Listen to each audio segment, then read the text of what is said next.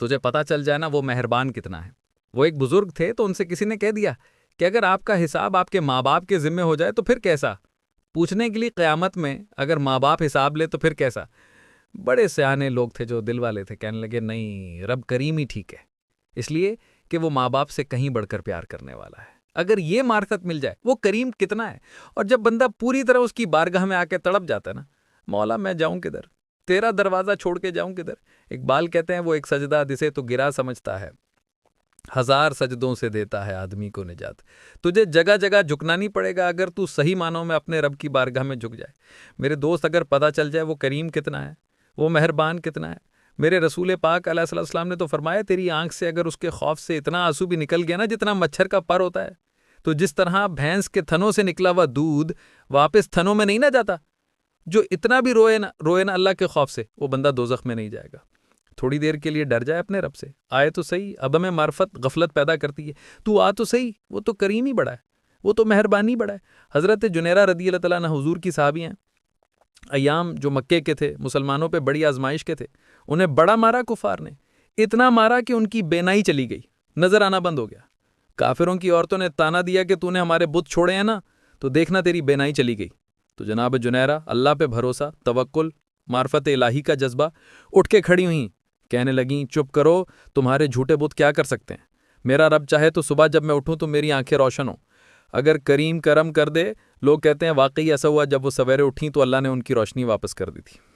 تو میرے عزیز، کوشش کریں کہ اس کی معرفت، اس کا کرم، اس کی عطا اور اللہ تبارک و تعالیٰ کے حاضر ناظر ہونے پر عین الیقین، حق الیقین حاصل کریں۔ اور پھر برے آدمی کی صحبت بندے کو غافل کر دیتی ہے۔ غافلوں کی صحبت میں کبھی نہ بیٹھنا، کبھی نہیں۔ غافل آدمی آپ کو غافل کر دے گا۔ میرے نبی پاک علیہ السلام نے فرمایا انسان اپنے دوست کے مذہب پر ہوتا ہے۔ یہ بہت بڑے لفظ ہیں۔ فرمایا المرء علی دین خلیلہ، انسان اپنے دوست کے مذہب پر ہوتا ہے۔ تو دیکھ تو نے دوست کس کو بنایا ہے، جو تیرے دوست کا مذہب ہوگا وہی تیرا ہو جائے گا۔ ہم نے دوست بنایا نا غوث پاک جیلانی کو، ہم نے یاری لگائی ہے نا داتا علی اجمیری سے، ہماری نسبت ہے نا معین الدین اجمیری سے، ہمارا تعلق ہے نا بہاؤالدین زکریا ملتانی سے، ہمارا رشتہ ہے نا حضرت مجدد الفسانی سے، ہمارا تعلق ہے کبھی جماعت علی سے، کبھی میرے علی سے، ہمارا ان سے تعلق ہے۔ تو صبح و شام ہماری زبان پہ رہتا ہے بلغ العلا بکمالہ، کشف الدجا بجمالہ، حسنت جمیع خصالہ، صلوا علیہ وآلہ۔ ان سے تعلق جوڑا ہے نا تو کئی دفعہ تنہائیاں تڑپا دیتی ہیں، اور تڑپ کے کہتے ہیں آج سکھ متر دی ودھیری ہے، آج سکھ متر دی ودھیری ہے۔ سکھ کہتے ہیں اڑیک کو، متر کہتے ہیں محبوب کو۔ آج سکھ متر دی ودھیری ہے، یہ کیوں دلڑی اداس گھنیری ہے، لوں لوں وچ شوق چنگیری ہے، آج نینا لائیاں کیوں جھڑیاں۔ سبحان اللہ، سبحان اللہ، سبحان اللہ۔ پہلے کہتے ہیں سکھ متر دی ودھیری ہے، یعنی اداس ہوں، پھر حضور کے جلووں پہ نظر کرتے ہیں، سبحان اللہ، کہتے ہیں سبحان اللہ، سبحان اللہ، ما اجمل کا، ما احسن کا، ما اعلی کا، اور پھر فوراً کہنے لگے وہ کتھے میرے علی، کتھے میرے علی، کتھے میرے علی، کتھے تیری ثنا۔ اب دیکھو مشتاق اکھیں کتھے جاڑیاں، بلغ العلا بکمالہ، کشف الدجا بجمالہ، اور میرے اعلیٰ حضرت کہنے لگے سرور ور کہوں کہ مالک و مولا کہوں، باغ خلیل کا گل زیبا کہوں تجھے، تیرے تو وصف عیب تناہی سے ہیں بری، حیران ہوں میرے شان میں کیا کیا کہوں تجھے۔ غافل آدمی کی علامت ہے برے لوگوں کی صحبت میں، خبردار ان کے پاس نہ بیٹھنا جن کے پاس بیٹھنے سے تمہارے دلوں میں اولیاء اللہ کے بندوں کی عداوت پیدا ہو۔ خبردار خبردار اس کے پاس نہ بیٹھنا جس کے پاس بیٹھنے سے تمہارے دلوں میں حضور کی اولاد پاک کے بارے میں شک پیدا ہو۔ خبردار اس سے بچنا، خبردار اس سے بچنا جو حضور کے صحابہ کے بارے میں بات کرے، بچنا اس سے۔ یہ سیدنا ابو بکر صدیق کے بارے میں دیکھو کیا مقدر ہیں صدیق اور فاروق کے، جن کے گھر ہی رحمتوں کے خزینے بھلا۔ کیا کہا نبی پاک علیہ السلام نے؟ حضور نے فرمایا میرے اوپر جس نے نیکی کی تھی بدلہ دے دیا ہے۔ یہ جو میرا ابو بکر صدیق ہے نا، ان کو میں اللہ کی بارگاہ میں لے جاؤں گا، کہوں گا مالک تو ہی بدلہ عطا فرما۔ سبحان اللہ۔ ایک ہاتھ میں جناب صدیق کا ہاتھ پکڑا، ایک میں حضرت عمر کا ہاتھ پکڑا، اور حضور مسجد نبوی سے باہر آ رہے ہیں، دیکھنے والی کی زبان سے بے ساختہ سبحان اللہ نکل گیا۔ کیا شان ہے، کیا مقدر ہے۔ تو حضور علیہ السلام رک گئے، رو کے فرمایا تو حیران ہو رہا ہے نا کہ میں نے ایک ہاتھ میں ابو بکر کو پکڑا، ایک میں عمر کو پکڑا ہے۔ فرمایا قیامت میں جب میری قبر کھلے گی تو میں اسی طرح قبر سے نکلوں گا، اسی طرح میدان محشر میں آؤں گا۔ خبردار حضور کے وفاداروں کے وفادار رہنا، ان کے وفادار رہنا۔ بڑا عجیب دور آیا ہے، ہم نے یہ دور دیکھا ہے کہ لوگ حضور کے صحابہ کے بارے میں بھی بات کریں گے، آپ نبی پاک کی اولاد پاک کے بارے کو بھی ڈسکس کیا جائے گا۔ اپنا منہ تو دیکھ، اپنی حیثیت تو دیکھ، اور پھر وہ بندے دیکھ جن کو اللہ نے چن کے اپنے محبوب کی غلامی کے لیے حضور کے قریب بٹھایا ہے۔ تو بچنا ایسے لوگوں سے، پرہیز کرنا، خبردار عقیدہ ستھرا رکھنا، عقیدہ ستھرا رکھنا، صاف رہنا، پاکیزہ رہنا، غافلوں کی صحبت سے بچنا۔ بڑا ڈرتے ہیں اللہ سے، دعائیں مانگتے ہیں، یا اللہ نسلوں میں بھی وہی بندے پیدا فرما جو عقیدے پکے رکھنے والے ہیں، وہ بندے پیدا فرما۔ ہماری نسلوں میں ایک وہ بندہ بھی غافل ہو جاتا ہے جو امیدیں لمبی لگا لیتا ہے، جن کے منصوبوں میں دولت بھی ہوتی ہے، گھر بھی ہوتا ہے، اولاد کا بڑا ہونا بھی ہوتا ہے، پوتے پوتیاں، نواسے نواسیاں دیکھنا بھی ہوتا ہے، یہاں بھی گھر وہاں بھی گھر، یہ سیر، یہ سارا کچھ ہوتا ہے، لیکن رب کی بارگاہ میں حاضر ہونا جن کے پیش نظر نہیں ہوتا۔ لمبی امیدیں۔ حضرت مولا علی شیر خدا فرمایا کرتے تھے، میں تم پر دو باتوں کا خوف کھاتا ہوں، مجھے ڈر آتا ہے، ایک یہ کہ تم خواہش کی پیروی کرو گے، جو نفس کی خواہش ہوگی اس کے پیچھے لگ جاؤ گے، اور ایک تم لمبی لمبی امیدیں باندھو گے، اتنے سال جینا ہے، اتنے 100 سال جینا ہے، یہ کرنا ہے، وہ کرنا ہے۔ منصوبہ بندی کریں مستقبل کے لیے، وہ بری نہیں، لیکن تیاری رکھیں، اس بات کا بھی خیال رکھیں کہ اللہ کی بارگاہ میں حاضر ہونا۔ یہ غفلت کی چیزیں ہیں جو بندے کو غافل کر دیتی ہیں۔ جو لوگ اللہ کا ذکر نہیں کرتے وہ بھی غافل ہو جاتے ہیں، اور جو فضول باتیں زیادہ کرتے ہیں نا، ہنستے زیادہ، فَلْيَضْحَكُوا قَلِيلًا وَلْيَبْكُوا كَثِيرًا، قرآن کہتا ہے زیادہ رویا کرو، کم ہنسا کرو۔ نبی پاک علیہ السلام سے پوچھا تھا حضرت عقبہ بن عامر نے کہ یا رسول اللہ نجات کس چیز میں ہے؟ تو نبی پاک علیہ السلام نے فرمایا ایک تو اپنی زبان قابو میں رکھو، دوسرا فرمایا اپنے گھر میں ٹھہرے رہو، تمہارا گھر تمہارے لیے کافی ہو، فضول نہ نکلو گھر سے، اور تیسرا فرمایا اپنی خطاؤں پہ رویا کرو۔ کثرت کلام اور فضول کلام اور بلا وجہ بندے کو غافل کرتا ہے، دل کو سخت کرتا ہے۔ یہ چند چیزیں ہیں جو انسان کو غفلت میں ڈالتی ہیں۔ اپنے آپ کو ان چیزوں سے بچائیں اور غفلت کو توڑیں۔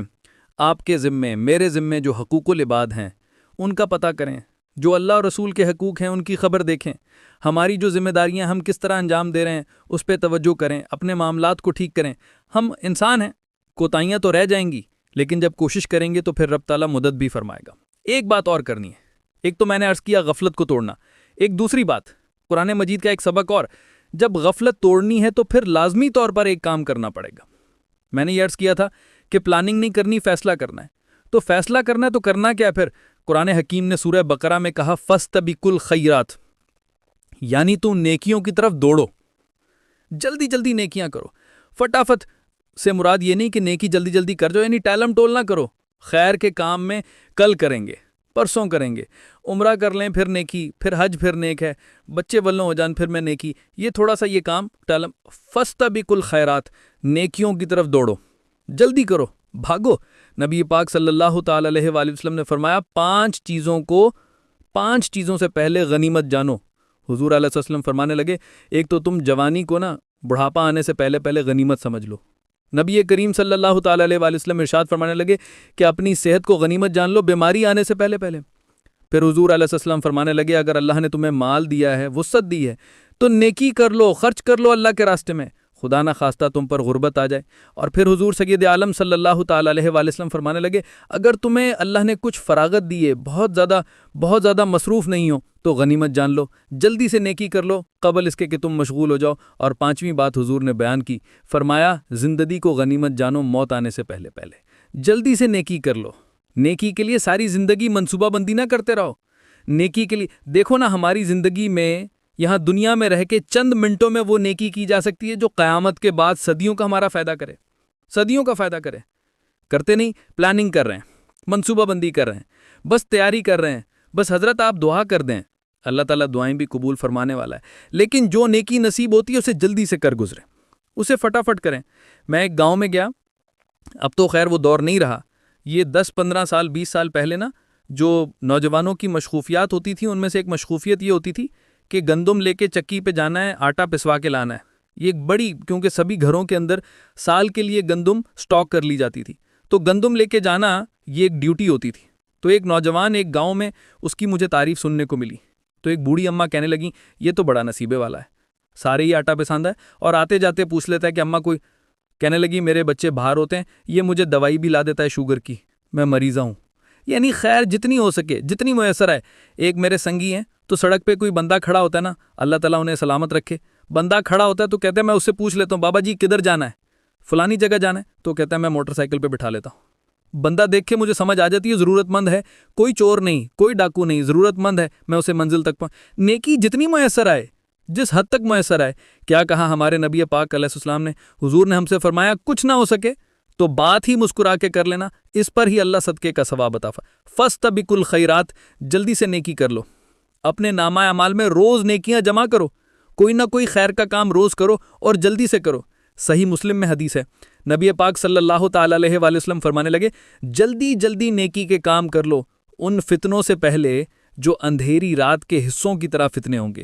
فرمایا اس وقت حال یہ ہوگا کہ آدمی صبح مومن ہوگا، شام کو کافر ہو جائے گا، شام کو مومن ہوگا تو صبح کافر ہو جائے گا، اور فرمایا لوگ دنیا کے بدلے اپنا دین تک بیچ ڈالیں گے۔ معاذ اللہ، جھوٹی قسمیں نہیں کھائی جاتی، جھوٹا قرآن مجید نہیں اٹھا لیتے لوگ دنیا کے لیے دین بیچ ڈالیں گے، اس سے پہلے جب فتنے اتنے زیادہ ہو